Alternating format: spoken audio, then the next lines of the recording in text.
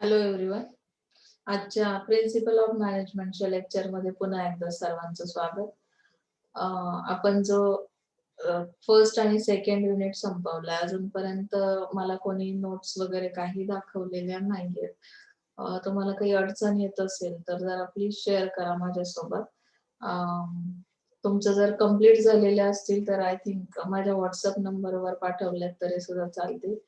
आणि आज आपण थर्ड चॅप्टरला सुरुवात करणार आहोत. म्हणजे आपला जो काही प्रिन्सिपल ऑफ मॅनेजमेंटचा थर्ड चॅप्टर आहे ऑर्गनायझिंग, त्यामध्ये आपल्याला delegation and span of control. तर अशा पद्धतीने हा चॅप्टर फिफ्थ आहे. बुकमध्ये ऑर्गनायझिंग असं त्याचं नाव दिलंय, ज्यामध्ये authority, responsibility, centralization versus decentralization, delegation of authority, काही एक्सेसिव्ह पॉइंट्स त्यामध्ये दिलेले आहेत. आपल्याला ऍज पर सिलेबस जे इंडेक्स स्टार्टिंगला मी तुम्हाला ओव्हरव्ह्यू दिला होता त्यानुसार ते पॉइंट्स तुम्ही टिक मार्क करत जायचंय की आपले किती पॉइंट्स झालेत त्यामध्ये.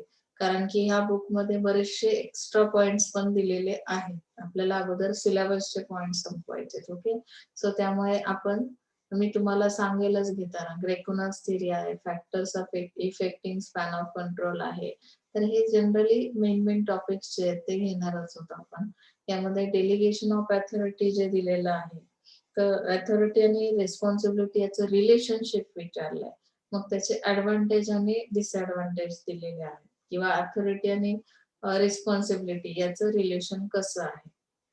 तर याचे ऍडव्हान्टेज डिसएडव्हान्टेज नाही घेतले तरी चालणार आहे. तुम्हाला इथे या दोघांमधला डिफरन्स जो आहे पण आपण ओव्हरव्ह्यू मध्ये बघणारच आहोत. ऍडव्हान्टेज डिसएडव्हान्टेज, त्याची प्रोसेस कशी चालते किंवा त्याचं मिनिंग काय आहे.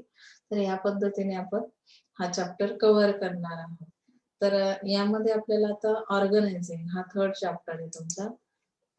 फर्स्ट आपण बघणार आहोत डेलिगेशन ऑफ अथॉरिटी. आपण स्टेप बाय स्टेप जाऊया, कारण की ऍज पर सिलेबस पहिला पॉइंट ऑर्गनायझिंग आहे. बुकमध्ये डेलिगेशन ऑफ अथॉरिटी दिला, तर तुम्ही टिक मार्क करत चला आपले जे जे पॉइंट्स होते.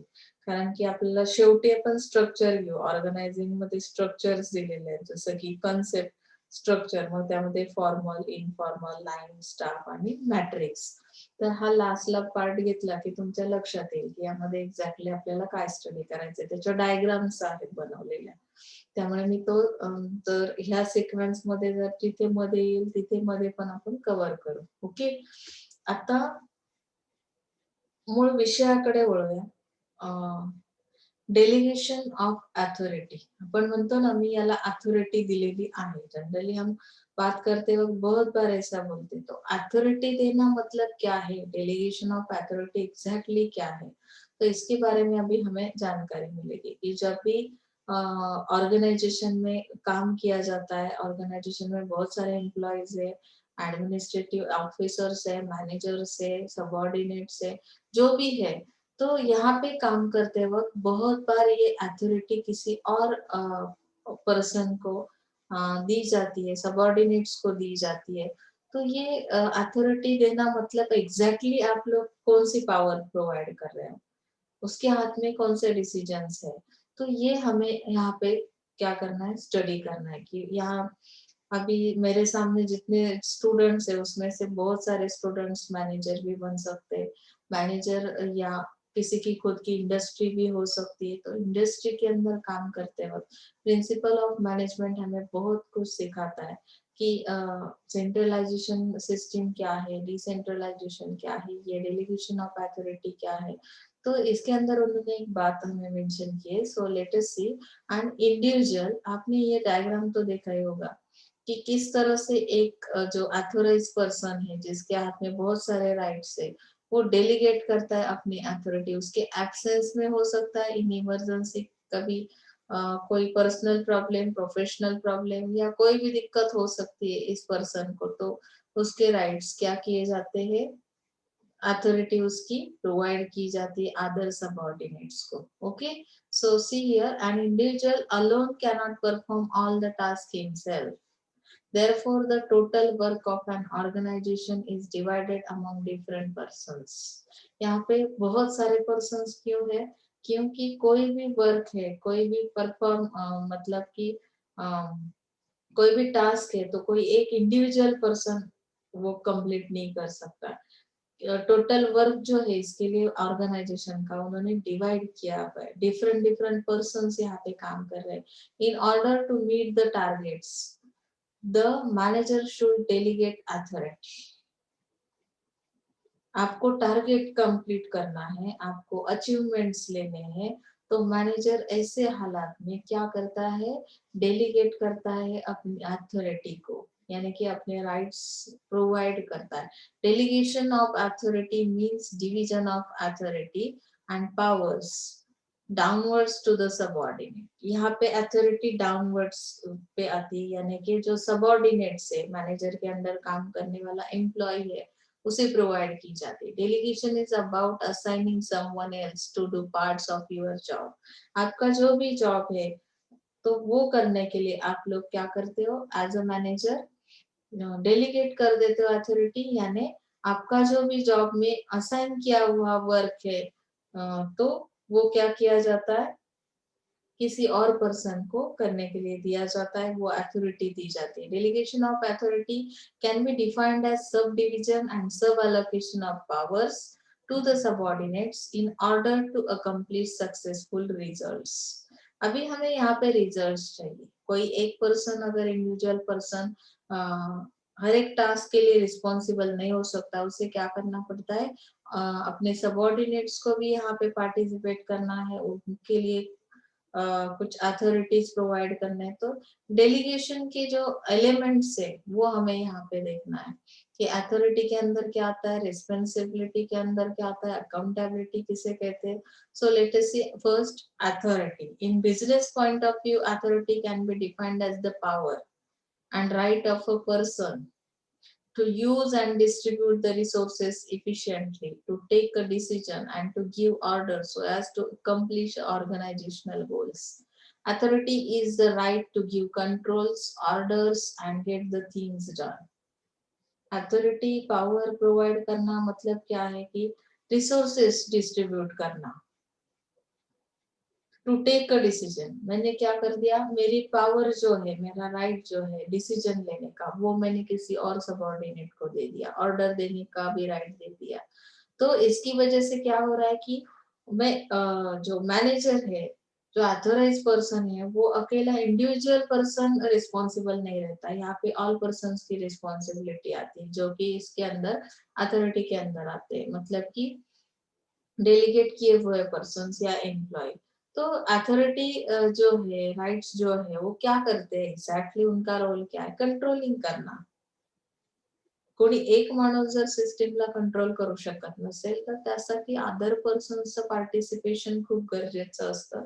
आणि त्यांच्या थ्रू मग बाकी सगळ्या सिस्टीमवर, ऑर्गनायझेशन मध्ये खूप सारे डिपार्टमेंट्स असतात, बरेचसे ऑपरेशन्स केले जातात. त्या प्रत्येक गोष्टीवर कंट्रोल करण्यासाठी तुम्हाला अशा पद्धतीने अथॉरिटीज डेलिगेट कराव्या लागतात.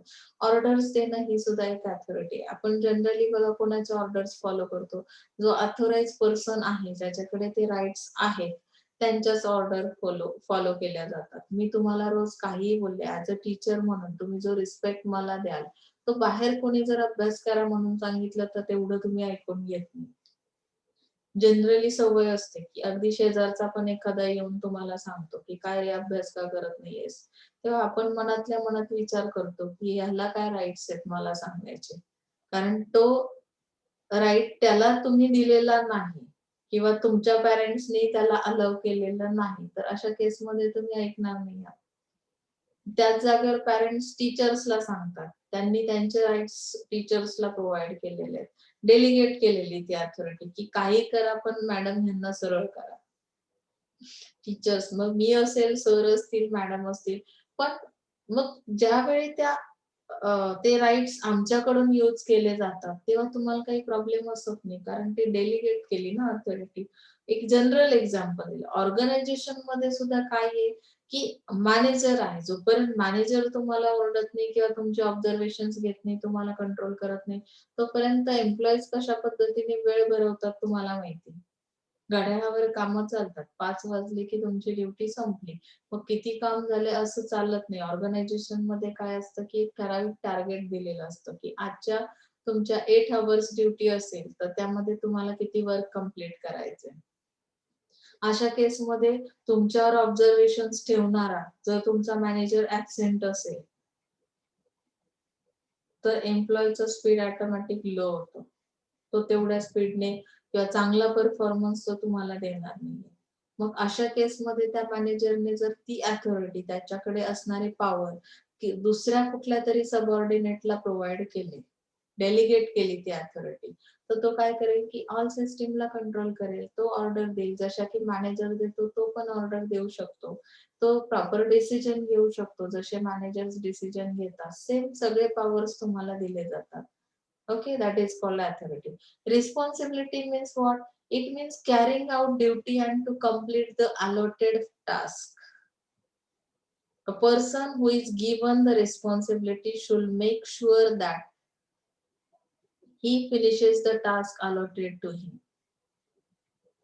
अभी यहाँ पे ड्यूटी कैरी करना या कंप्लीट अलॉटेड टास्क, आपको जो भी अलॉट किया हुआ टास्क है तो वो कंप्लीट करना, that means it is a responsibility.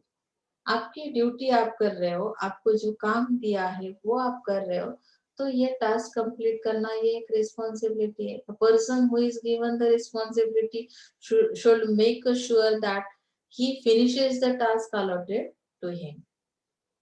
म्हणजे रिस्पॉन्सिबल पर्सन आहे असं आपण केव्हा म्हणतो?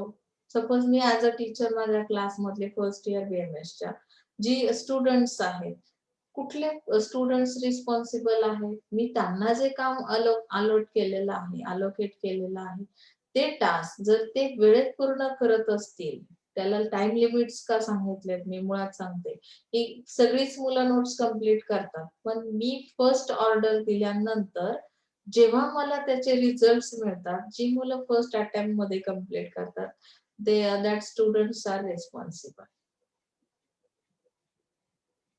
आलं लक्षात? रिस्पॉन्सिबिलिटी घेतली म्हणजे आपण सांगतो की देतो मॅडम पुढच्या वीक मध्ये, देतो मॅडम पुढच्या वीक मध्ये. कधी कधी एक्झाम पर्यंत, एक्झामच्या आदल्या दिवशी कंप्लीट करतात का तर उद्या पेपर आहे म्हणून.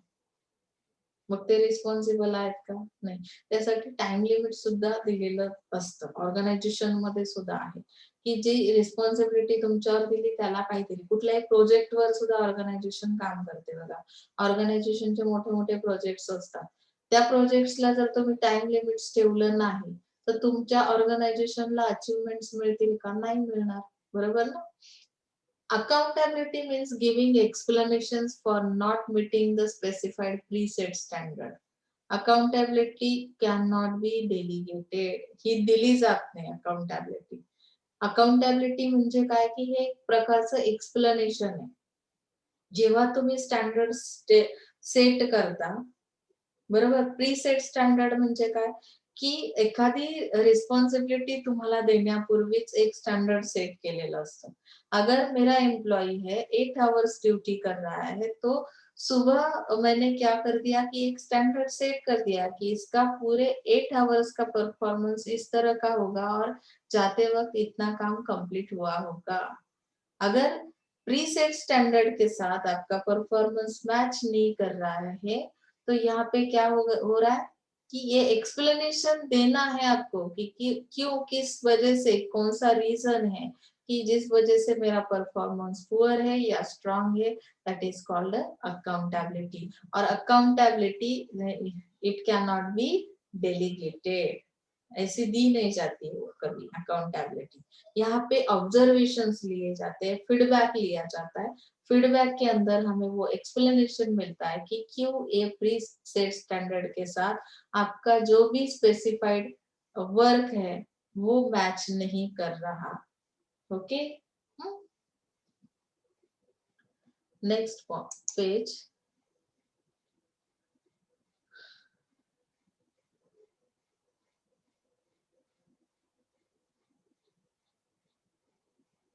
ये डायग्राम देख रहे हैं आप लोग किस तरह से डेलीगेशन होता है. एक प्रोजेक्ट है, if you are in charge of the project, I am here if you need me. अभी डेफिनेशन देखते हैं डेलीगेशन का. Delegation means assigning work to the others and giving them authority to do so. यहाँ पे F C मोरे ने जो definition दी है आपको डेलीगेशन की, it means assign the work, मैंने असाइन कर दिया आपको वर्क, एक असाइनमेंट दे दी to the others and giving them authority to do so, आपको अथॉरिटी दे दी कि आप ये काम कंप्लीट करो, ये वर्क कंप्लीट करो. Delegation takes place when one person gives another to the right to perform work on his behalf and in his name, and the second person accepts the corresponding duty or obligation to do that is required of him. ती तुमची responsibility आहे की तुम्ही घेतलेली आहे आणि तुम्ही ती ड्युटी कंप्लीट करणार आहात. तुम्ही ऑफर काय केली, ती तुम्हाला जे राईट्स दिलेले आहेत तर ते कशा पद्धतीचे, एक परफॉर्म करायचे तुम्हाला वर्क आणि त्या पद्धतीने ती ड्युटी तुम्ही काय करणार आहात, कंप्लीट करणार आहात.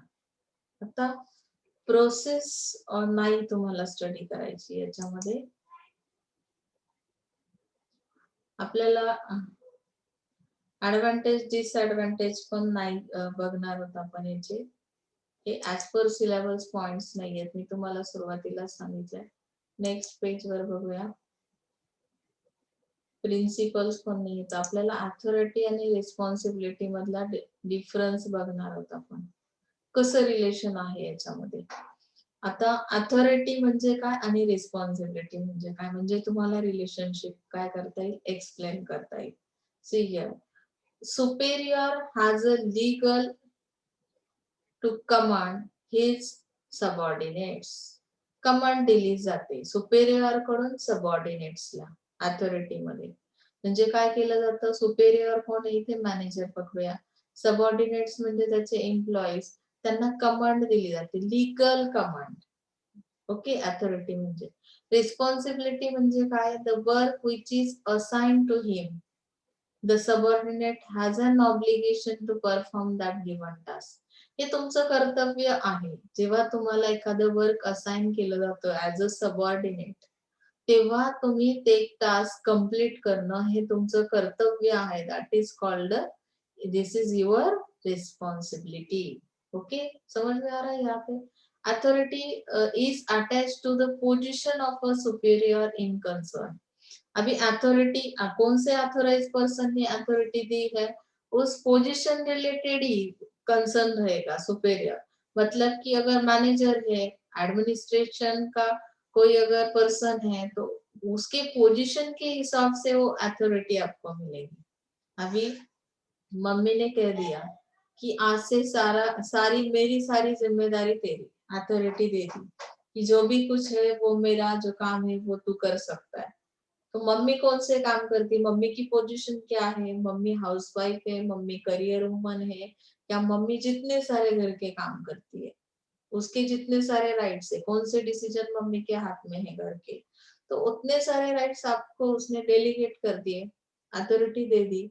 तो ये अथॉरिटी कैसे मिली, पोजीशन के हिसाब से. जो अथॉरिटी पोजीशन के हिसाब से आपको मिलती है. अभी रिस्पॉन्सिबिलिटी किस तरह से मिलती है, responsibility occurs out of superior subordinate relationship in which subordinate consents to carry out duty given to him. म्हणजे आता इथे तुमचं ऍज अ सुपेरियर आणि सबऑर्डिनेट रिलेशनशिप काय आहे. आपण रिस्पॉन्सिबिलिटी कोणाला देतो, तर रिलेशनशिप वर डिपेंड करतं की नाही, किती स्टुडंट्स माझ्याशी रिलेशनशिप त्यांची कशी आहे. आता ती रिलेशनशिप बनवण्यासाठी काय करावं लागतं, अगोदर तुम्हाला ते प्रूव्ह करावं लागतं तुम्ही किती रिस्पॉन्सिबल आहात.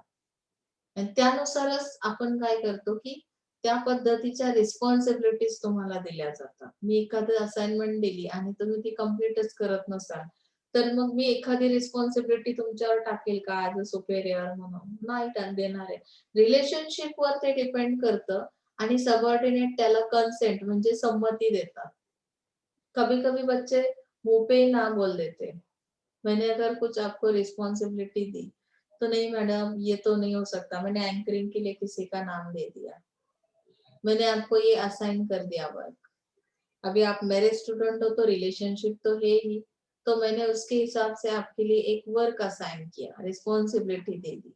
लेकिन सबऑर्डिनेट जो है उसने कंसेंट नहीं दिया, त्याची परमिशन नव्हती किंवा त्याने संमती दिलीच नाही, तो बोलला मॅडम अँकरिंग हा माझा पार्टच नाहीये. त्याने कॅरी केली का ती ड्युटी? नाही केली. म्हणजे रिस्पॉन्सिबिलिटी कंप्लीट झाली का? नाही झाली. म्हणजेच इथे काय आहे की ही जी सुपेरियर आणि सबऑर्डिनेट यांची रिलेशनशिप आहे त्यानुसार सबऑर्डिनेट्स काय करतात की कन्सेंट देतात त्यांच्या त्या ड्युटीसाठी किंवा ते टास्क जे दिलेलं आहे ते कंप्लीट करण्यासाठी. आप लोग बोलते हैं ना, हाँ मैडम मैं 10 दिन के अंदर मेरे असाइनमेंट कंप्लीट करूंगा, तो आपने क्या कर दिया, कंसेंट दे दिया मुझे कि मैं ये ड्यूटी या ये वर्क या ये टास्क कंप्लीट करूंगा. Okay, so superior can delegate the authority to subordinate. यहाँ सुपेरियर जो है वो डेलीगेट करता है अथॉरिटी सबऑर्डिनेट के लिए. In no way responsibility can be shifted. यहाँ पे अगर मैंने आपको अभी यहाँ पे मैं कोई भी एक स्टूडेंट है एफवाई का, तो उसका अगर एक नाम है XYZ, तो अगर मैंने उसे एक रिस्पॉन्सिबिलिटी दी है तो वो रिस्पॉन्सिबिलिटी शिफ्ट नहीं की जा सकती किसी और स्टूडेंट को. समजतंय ना? शिफ्टिंग होत नाही म्हणजे काय, की जे काम मी तुम्हाला दिलंय ते तुम्हीच कंप्लीट करायचंय. म्हणजेच इथे ती रिस्पॉन्सिबिलिटी तुमची आहे, तुम्हीच करणार आहात. तुम्ही असं नाही म्हणू शकत, अथॉरिटीमध्ये जसं मी ॲब्सेंट आहे म्हणून माझं काम कोणीतरी दुसरा त्याला मी राइट्स प्रोव्हाईड करेन. तर हे असं अजिबात रिस्पॉन्सिबिलिटीमध्ये होत नाही. ज्याच्याकडे ते टास्क दिलंय ते टास्क त्यानेच कंप्लीट करायचंय तो जॉब. आलं लक्षात? आता centralization. Centralization and decentralization are opposite terms.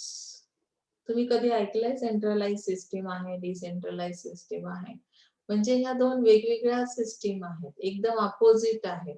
They refer to the location of decision making authority in an organization. Centralization implies the concentration of authority at the top level of the organization, while decentralization means dispersal of authority throughout the organization. Centralization किस चीज पे focus कर रहा है, यहाँ पे concentration कौन सी चीज पे, कोई एक चीज सेंट्रलाइज है या सेंट्रलाइजेशन है यहाँ पे, तो कॉन्सेंट्रेशन मेरा कहाँ पे होगा, concentration of authority at the top level. Okay, top level का मैं ये देखूंगी. जो अथॉरिटी है, अथोराइज पर्सन एक ही है. अगर कोई भी डिसीजन लेना है तो अगर हमारी इंस्टीट्यूट है, एजुकेशनल इंस्टीट्यूट है, उसके अंदर हेड कौन है, कि हमारे प्रिंसिपल्स है. कि प्रिंसिपल्स जो डिसीजन देंगे उनके हाथ में जो authority, head of the institute, तो वो क्या करेंगे, टॉप लेवल का जो पर्सनैलिटी है, तो वो डिसीजन लेंगे, वहां पे हमारा कंसंट्रेशन रहेगा.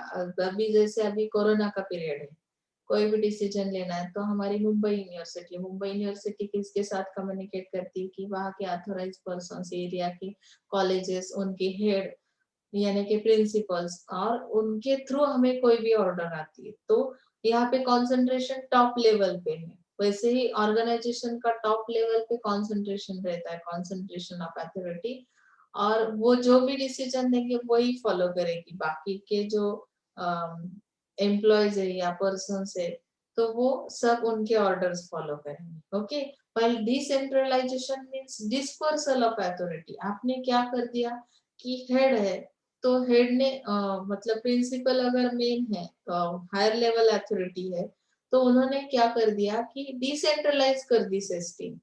तो हर एक डिपार्टमेंट के जो हेड है, अगर हमारे यहाँ पे 3 डिपार्टमेंट है, तो उन तीनों डिपार्टमेंट के हेड हमने क्या कर दिए, डिस्पर्स कर दिए अथॉरिटी. जो भी डिसीजन लेना है आपके डिपार्टमेंट के लिए तो आप ले सकते हैं, तो वो अथॉरिटी यूज कर सकते हैं, जिसकी वजह से हमें हर बार प्रिंसिपल के केबिन में ना जाना पड़े. या अगर प्रिंसिपल सर एब्सेंट है या head of the department absent है, तो उनके एब्सेंसी में क्या किया जाता है कि डिसीजन भी फास्ट लिए जाते हैं, डिस्पर्स की गई ना अथॉरिटी.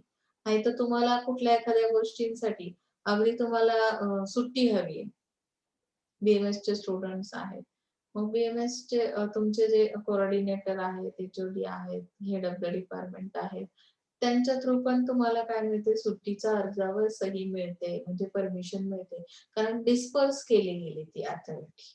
प्रत्येक वेळी तुम्हाला प्रिन्सिपल सरांकडे जावं लागतं का? नाही जावं लागत.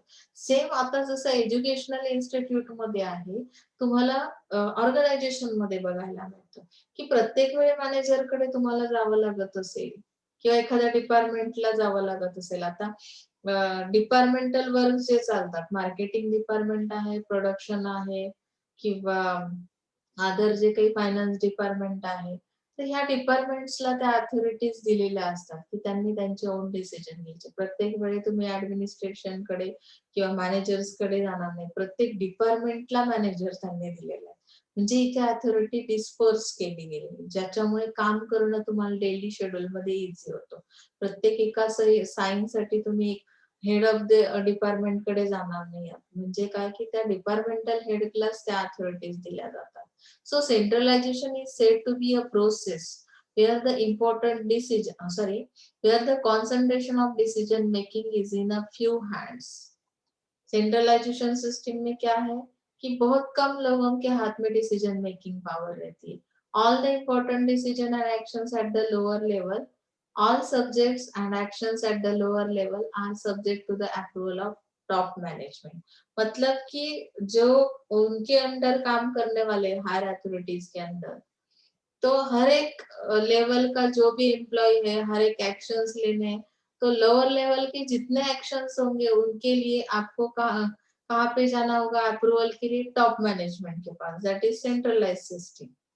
और सेंट्रलाइजेशन के अंदर बहुत फ्यू पर्सन है जिनके हाथ में ये राइट्स रहते हैं डिसीजन मेकिंग के. अगर वो लोग आपको अवेलेबल नहीं हो रहे तो आपके एक्शंस में डिले हो सकता है और उसकी वजह से क्या होगा, ऑर्गेनाइजेशन का लॉस हो सकता है. Centralization is the systematic and consistent reservation of authority at a central points in the organization. I think तुम्हाला इथपर्यंत कळलं असेल सेंट्रलायझेशन काय आहे किंवा डिसेंट्रलायझेशन काय आहे. आता सेंट्रलायझेशनचे ऍडव्हान्टेज काय आहेत, की tackle emergencies, impartial distribution of work, uniformity of activities, specialization, economy, no repetition of work, rapid decision, better flexibility.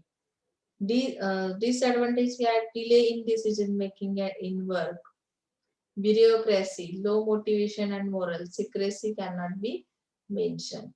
तर ह्याचे ऍडव्हान्टेज डिसएडव्हान्टेज बघण्याची गरज नाही, मेन सिस्टीम तुम्हाला कळली पाहिजे. यामध्ये त्याच्यामध्ये जो डिफरन्स दिलेला आहे तो आपण बघणार आहोत. ऍडव्हान्टेज डिसएडव्हान्टेज डीपली लिहिण्याची गरज नाही. अगोदर डिसेंट्रलायझेशन म्हणजे काय ते बघूया. Decentralization explains the manner in which decision making responsibilities are divided among hierarchical levels.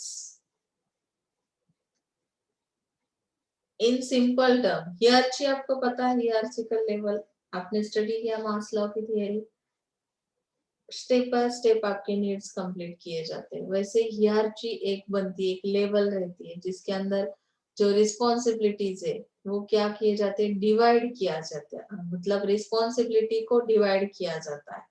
जैसे हमने पहले देखा ना, रिस्पॉन्सिबिलिटी शिफ्ट नहीं कर सकते लेकिन डिवाइड कर सकते. तो यहाँ पे हियरार्चिकल लेवल के हिसाब से हमें वो डिवाइड करनी. In simple term, decentralization refers to delegation of authority throughout all the levels of the organization. मतलब यहाँ पे अथॉरिटी हर एक ऑल लेवल्स के पर्सन के पास में है. ऑर्गेनाइजेशन में जितने काम करने वाले एम्प्लॉयज है, लोअर लेवल के हो, हायर लेवल के हो, तो उनके हर एक के हाथ में वो अथॉरिटी है, delegation of authority decentralize system में. And is consequently placed nearest to the points of action. Decentralization refers to the systematic effort to delegate to the lowest levels of authority, except that which can only be exercised at central points.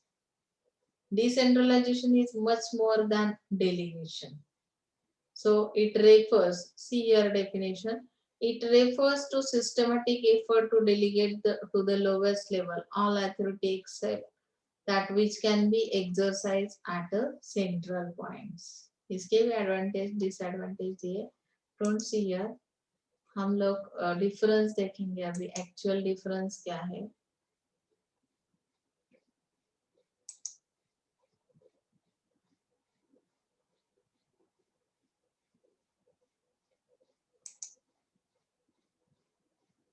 See here, distinguish between centralization versus decentralization. तो meaning क्या है, हमने वो study किया. Centralization implies the concentration of authority at top level, while decentralization means dispersal of authority throughout the organization. All levels को वो authority provide की जाती है. Nature of decision कैसा है? Normally strategically important decision rest with top level management, that is they are centralized. Rest क्यों बताया है? Strategically important decisions rest with top level management. हर एक चीज के लिए आपको टॉप लेवल मैनेजमेंट पे डिपेंड रहना पड़ता है हर एक डिसीजन लेने के लिए. अगर वो लोग असाइन कर रहे हैं, वो लोग परमिशन दे रहे हैं टॉप लेवल मैनेजमेंट, तो ही एक्शन लिए जा सकते. अगर टॉप लेवल मैनेजमेंट ने देर कर दी, डिले कर दिया आपको कोई डिसीजन देने में, तो क्या हो सकता है कि आपके एक्शंस भी लेट हो सकते. एक्शंस लेट होने की वजह से रिजल्ट भी लेट मिलेगा, तो यहाँ पे अचीवमेंट जल्दी नहीं मिल सकती. यहाँ पे decisions pertaining to day activities which are repetitive in nature are decentralized. जो प्रॉब्लम्स हमें बार बार फेस करने पड़ते, तो इसके लिए अगर हम लोग बार बार टॉप लेवल मैनेजमेंट को ढूंढते बैठेंगे, तो क्या हो सकता है कि काम में लेट हो सकता है. तो इसके लिए रिपीटेटिव एक्टिविटीज जितने ऑर्गेनाइजेशन के अंदर, तो वहां पे उन्होंने क्या कर दिया, डेलीकेट कर दी अथॉरिटी, यानी डिस्पर्स कर दिया अथॉरिटी को डिसेंट्रलाइजेशन के अंदर, जिसकी वजह से हम लोग एक्शंस फास्ट ले सकते हैं. इसके लिए मैं एक एग्जांपल देती हूँ आपको कि झट से आपको समझ में आएगा कि मेडिकल या हेल्थ की जो भी आपको सर्विस दी जाती है, हेल्थ सर्विसेज प्रोवाइड किए जाते हैं, तो मेन आपका जो हेल्थ रिलेटेड सेंटर है, इमेजिन करो कि वो दिल्ली में है, बम्बई में है. वहाँ की जो मैनेजमेंट है या वहाँ के जो ऑथोराइज पर्सन है, हर एक चीज के लिए अगर आपको उनके ऊपर डिपेंड रहना पड़ता है, तो हम लोग जो नॉर्मल जनरल पब्लिक है वो तो वहां तक नहीं पहुंच सकती. तो हर एक को वो सर्विस तो इतनी आसानी से नहीं मिल सकती ना. तो उन्होंने क्या कर दिया कि हेल्थ सर्विस को डिवाइड कर दिया, सब सेंटर्स दे दिए, और उन सेंटर्स को वो अथॉरिटी दे दी कि जो भी एक्शंस लेने आप उस सेंटर्स के थ्रू ले सकते हैं. तो खेड़ है, दापोली है, हर एक गांव के अंदर सेंटर्स है, उनके सब सेंटर्स है, हेल्थ सेंटर्स, जिनके थ्रू वो क्या करते हैं कि जो भी सर्विसेस है, हेल्थ सर्विसेस, हर एक पर्सन को वो सर्विस प्रोव्हाइड की जाती आहे. आता त्यामध्ये तुम्ही पल्स पोलिओचं उदाहरण घ्या.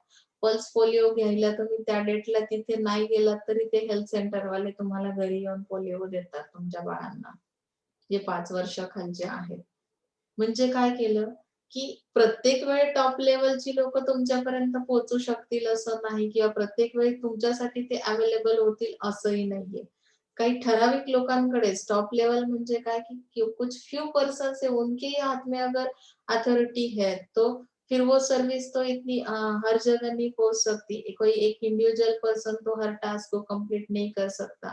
तो सिस्टमैटिक अगर हमें ये करना है, रिपीटेटिव प्रॉब्लम्स कौन से आते हैं, हर बार अगर कोई बीमार हो रहा है, तो बीमारी की वजह क्या है, उसके लिए क्या प्रोविजन करनी है, तो ये सब सेंटर्स जो दिए हैं, हेल्थ सेंटर्स, उनके थ्रू भी वो प्रोविजन करते हैं हमारे लिए, हमारी हेल्थ के लिए. तो डिसेंट्रलाइजेशन कहते हैं उसे. ओके. साइज ऑफ ऑर्गनायझेशन, यामध्ये काय सांगितलंय, small and traditional form of organization structure goes for centralization. Small अगर फर्म है या ऑर्गेनाइजेशन है, तो यहाँ पे सेंट्रलाइजेशन ठीक है. आपका लार्ज स्केल इंडस्ट्री है, large size and modern form of organization है, इस तरह का स्ट्रक्चर है, तो वहां पे सिस्टम को डिसेंट्रलाइज किया जाता है. मैनेजरियल रिक्वायरमेंट्स क्या है आपकी? In case of centralize structure, few managers are required to manage the things. अभी यहाँ पे जो स्मॉल स्केल इंडस्ट्री है, ट्रेडिशनल फॉर्म का ऑर्गेनाइजेशन है, तो सेंट्रलाइजेशन है. ऑब्वियसली यहाँ पे फ्यू मैनेजर्स है जो कि मैनेज करते हैं हर एक चीज को. यहाँ पे डिसेंट्रलाइज स्ट्रक्चर है, यानी कि managers are required in large number to manage the things. जैसे मैंने बताया ना, ऑर्गेनाइजेशन है, स्मॉल ऑर्गेनाइजेशन है तो एक जो टॉप लेवल का मैनेजमेंट है वो ही सब चीजों पे कंट्रोल करता है, सिस्टम को कंट्रोल करता है। लेकिन लार्ज स्केल इंडस्ट्री है तो उसके जो ऑपरेशन है वो भी बिग इसमें रहेंगे।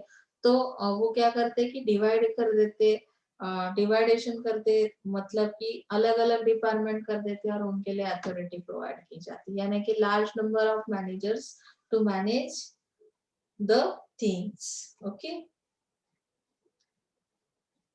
यहाँ पे दिया है ऑपरेटिंग एक्सपेंसेस कैसे है आपके। Due to centralization operating expenses are less.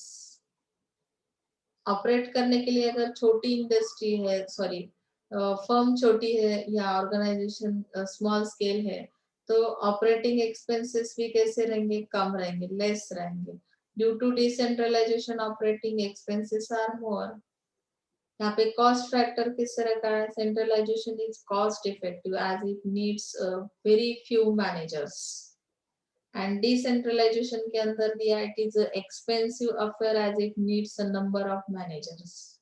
ये ऑब्वियसली एक्सपेंसिव होगी। यहाँ पे ऑपरेटिंग एक्सपेंसेस आर मोर, मतलब यहाँ पे more managers, number of managers काम कर रहे हैं। Okay, so principle of division of labour and specialization इसके अंदर क्या दिया है, in this case of centralization principle of division of labor and specialization is d base, and decentralization के अंदर दिया है कि division of labor and specialization is followed।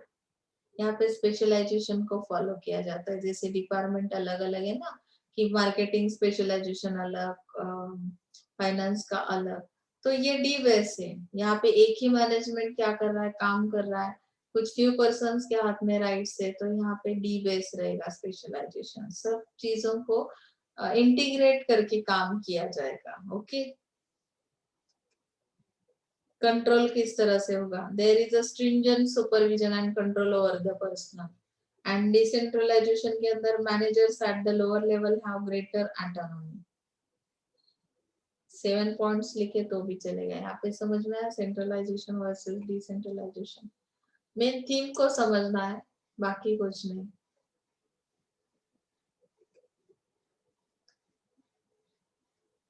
ये देखिए यहाँ पे सेंट्रलाइज डिसेंट्रलाइज सिस्टम किस तरह से है।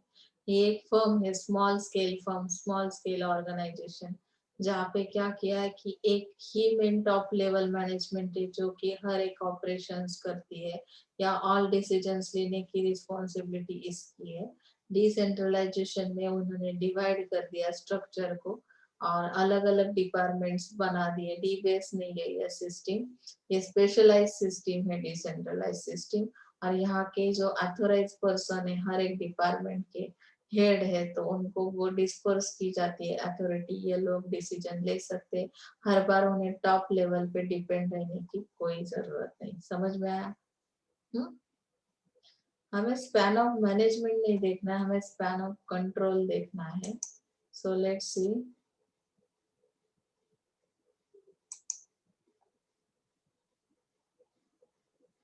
Factors determining span of control. एक मिनट, डिटरमाइनिंग है कि अफेक्टिंग है, अफेक्टिंग का पॉइंट अगर है इसके अंदर तो हम देखते हैं एक बार। नहीं, यही फैक्टर हमें यही स्टडी करना है, factors determining span of control. अभी कौन से फैक्टर्स डिटरमाइन करते हैं स्पैन ऑफ कंट्रोल, तो ये पार्ट हम नेक्स्ट लेक्चर में स्टडी करेंगे। ओके, आज के लिए इतना काफी है। तुम्हाला काही अडचण असेल या लेक्चर मध्ये, मी थोडस स्लो घेते कारण की आपण तिसऱ्या युनिटवर आलोय आणि आपला लवकरच सिलेबस संपेल, त्यामुळे आपण थोडस स्लोली जातो आणि हा पार्ट तुम्हाला कसा आहे समजला की तुम्हाला पुढे फ्युचर मध्ये त्या गोष्टी उपयोगात येतील। त्यामुळे प्रत्येक एका टॉपिक कडे थोडस कॉन्सन्ट्रेशन ने बघा। काही अडचणी येत असतील तर 100% मला कॉन्टॅक्ट करा। जास्तीत जास्त लोकांनी व्हिडिओज बघा, अटेंड करा लेक्चर्स, आणि अडचण असेल तर व्हॉट्सअपवर माझ्या मेसेज टाका। Okay, so thank you so much.